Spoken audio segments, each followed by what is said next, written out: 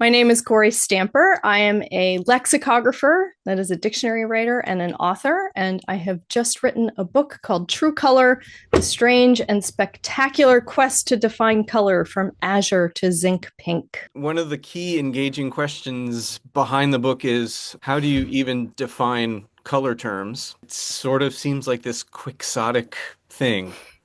And Yes, what was the sure. thing that grabbed you and brought you down this rabbit hole? When I was at Merriam-Webster, it was my job to proofread going from print to the web, and we had just put Webster's Third New International Dictionary online. This was around 2010. And so I was proofreading this old unabridged dictionary and making sure that it rendered online fine. And I ran across a definition for the color term begonia. And it was so bananas. So I'll read it. A deep pink that is bluer, lighter, and stronger than average coral, see coral 3B, bluer than fiesta, and bluer and stronger than Sweet William, called also gaiety. But everything after a deep pink, I was like, What? what? What? What is blue? What's bluer and stronger mean? What's fiesta? What color is fiesta? Like I Right. understood these were all colors. They weren't colors that I was familiar with through art history or through commercial color names. They were just like Aloma, no idea. Coppin, no idea. So I would take it'd be my coffee break. I'd find a color definition and I'd chase it through the dictionary. And they were so evocative and so rich. And this is a dictionary that was intended to be very dry, very straightforward. And these had personality. So that's really what drew me in. I was like, who wrote these? Who Yeah. was allowed to write these? I'm gonna pull out this guy. All right. This is like a paperback 1976 edition of the ISCC NBS product. Yeah. In their list here, there's the begonia Okay. that's also known as gaiety. Yep. And there's a little note here that says M, and then there's Mm-hmm. the ISCC NBS designation, Deep Pink 3. So the Yep. M, what is the M? The M. So this is the thing about the ISCC NBS standard that is brilliant and also uh, useless in some ways. So the ISCC NBS standard, for those who don't know, was a color standard that was written really, I mean, starting in 1931, and it really didn't end until the late 60s, even early 70s. The ISCC is a big interdisciplinary group, basically, of color specialists. So they come from art, industry, and science. They all got together, and their goal was to solve problem two. Yeah. Problem two was how do we standardize plain English descriptions of colors? So you could describe any color in use and you could do it consistently. To do that, they then had to survey all of the color names in use. That's where things get real dicey because Yeah. color names aren't consistent. So when the ISCC NBS standard was published and they had their dictionary of color names in the back, they pulled from, I believe in the end, 13 other color standards, sort of places where it was like, well, this is considered an authority in stamps, or this is Right. considered an authority in interior Botany or design, botany. Yeah. right. So that M Yeah. tells you it's from Mertz and Paul, a dictionary of color, Hmm. 1930. I mean, it's still considered a standard in the industry, I think. And I actually want to pull this out just to kind of like look at this because Mm-hmm. this is part of the story that you tell. This is one of the two color plates you end up getting in the second edition of Merriam-Webster. And you get this really interesting and funny, like jazzy little thing going on here. Yep. Like what is happening, right? I say in the book, it looks like the photographer sneezed right before they hit the shutter. Well, what's fascinating is this is the dictionary that sort of launched this big push into a more systematic way of defining color. And actually, these color plates were one of the reasons why there was a big push into systematic color defining. Hmm. These plates were organized in the early 30s. The second came out in 1934. Hmm. And the way that these chips are organized is not necessarily to tell you what the color name is, which is what 99% of people are wanting to know when they go to that. It's presented to show you how colors relate to each other. So Right. that big spread up at A that looks like the photographer sneezed, that's actually showing you how colors interact with other colors that are not next to each other on the hue plane, right? Right. So it's to talk about how we distinguish colors when they're in contrast, right? This is Right. this is about simultaneous contrast. B is about how hue shifts. You've got this very light value up at the top.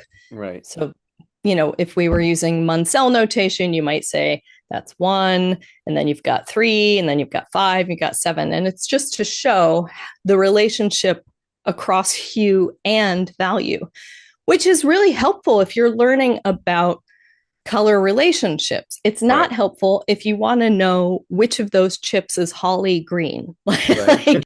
But these all of these plates, they were supposed to be Yeah. didactic. Does it belong in a dictionary? Right. Yeah. Yeah. Right. Let me talk a little bit about I.H. Godlove, who was the original definer that was hired by Merriam-Webster. He actually came in for the second, at the tail end, did some color defining for them. And then once the ISCC NBS standard sort of started coming into being, he actually wrote back to Merriam-Webster. This was in the mid-40s and was like, hey, we got this system. This is going to be the way that we handle color. So we're like, yeah, we're busy. So this is one example of the ISCC NBS. It's a hue page. And so you can see, again, the ISCC NBS notation. So we've got grayish red, we have very dark red. And if you zoom in, all of this notation, this is I.H. Godlove's handwriting. So here's Sweet William, here's Begonia.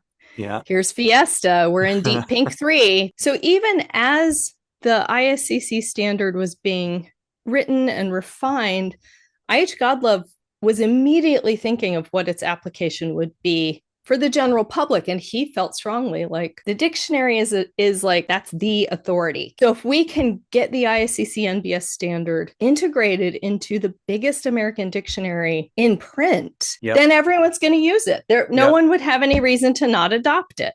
His notation is all over these hue pages, and you'll see that he decided, geranium's not quite there. And when he did this, he said, well, this is great. Like, here, I can give you thousands of definitions. They'll all be about 4 words long. A deep pink. The editors said something that was so interesting. They said, okay, but that means that Begonia and Sweet William and Fiesta are all going to be defined as a deep pink. Are they all the same color? And Godlove said, no, no, they're not. They're all different. Yeah.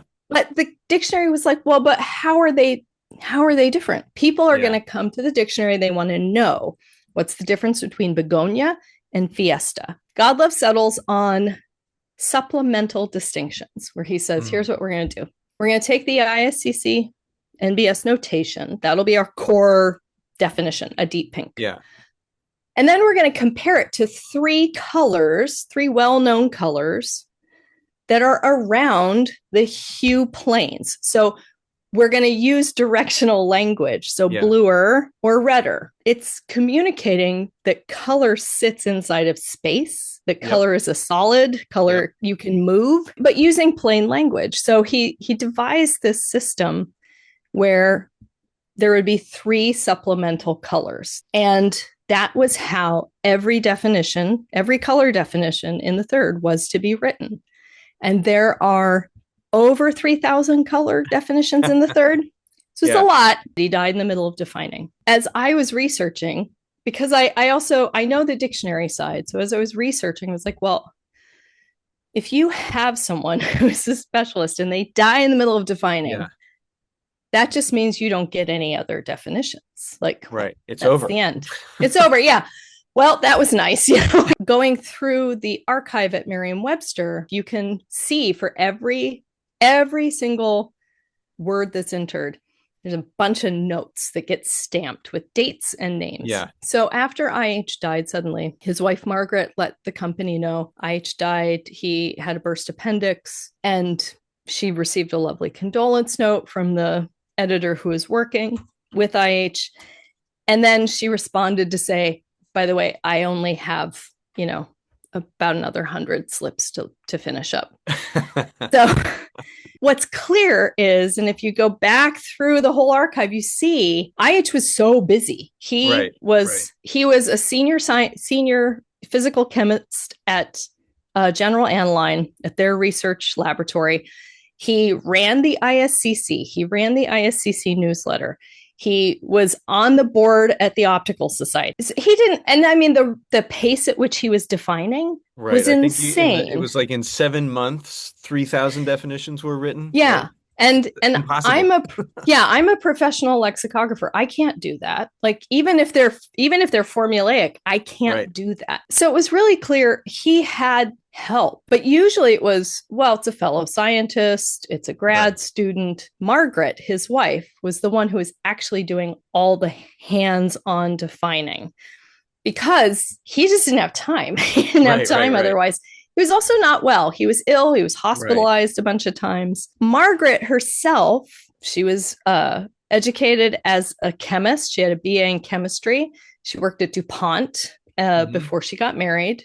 She was a patent clerk, and then she was the chief file clerk. But at that point, when women in industry got married, they had to quit. So she got married to IH and she quit, but she kept her hand in color at the ISCC. So the ISCC had women that did all sorts of color work that didn't have PhDs. And so she got to know all of these color people. And she was a good enough lab assistant and color scientist that IH felt comfortable with her doing the bulk of the defining. So he might have come up with the structure, but Margaret was the one who did all the measurements, who plotted everything, who decided what were the core colors that were comparative. And she also went on after the dictionary to have this really rich life in color. She actually worked on the Munsell glossy standard. Yeah. So, can I show you my book here? Yeah. So this was after I had read that chapter. Like that's kind of a lovely part of the book is like, okay, after all this like horrible, messy defining work is done,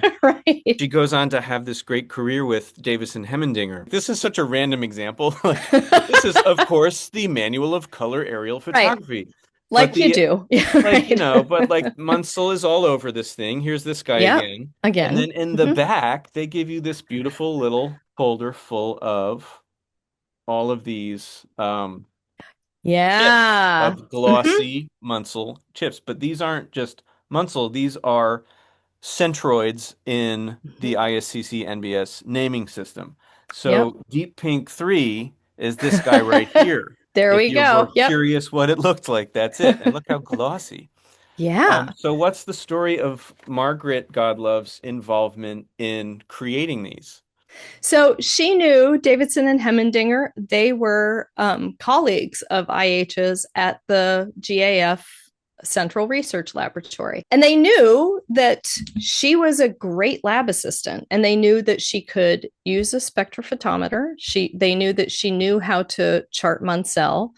And they also knew that she had done so much work with IH and with the ISCC that she had kind of this network of people who produced paints and pigments. And they said, hey, we've been approached by Munsell to come up with the color or the glossy standard. Gloss was the big thing that like was just a mess. It throws everything off. Yeah. Gloss is terrible. So Margaret worked as their lab assistant. She worked with Davidson and Hemmendinger. This is in the archive. This is the formulations for the glossy book. She took all the readings. She did all the Munsell notations. She did the math, and she helped source all of these pigments. So so she helped source all of these. And this is all in Margaret's handwriting. So these are the extension color constituents. And if you look closely, you can see she's saying, okay, we've got Toby Black, Duco 93, Duco 74. That's what we're using to make this. Margaret is the one who did all of that work. And in fact, it was such an important part of the work that Davidson and Hemmendinger, they presented at the Optical Society of America conference, I think in 1957. And they said, we're presenting about a new glossy standard, the Munsell glossy standard. Everyone had been waiting. And they gave Margaret credit as a co-author even though she had, Yeah. it's her only scholarly publication. And in fact, if you have a copy of the Munsell Glossy Standard in the front, it notes all of the work that she did. She gets Yeah. credit for all the work she did for the Glossy Standard. Good. Good on them. I know. Good job. Good Yeah. job, guys. True Color, the strange and spectacular quest to define color from Azure to Zinc Pink is out March 31st. 2026. You can get it at your local bookstore. It is for word nerds, color nerds, and just people who like weird stories.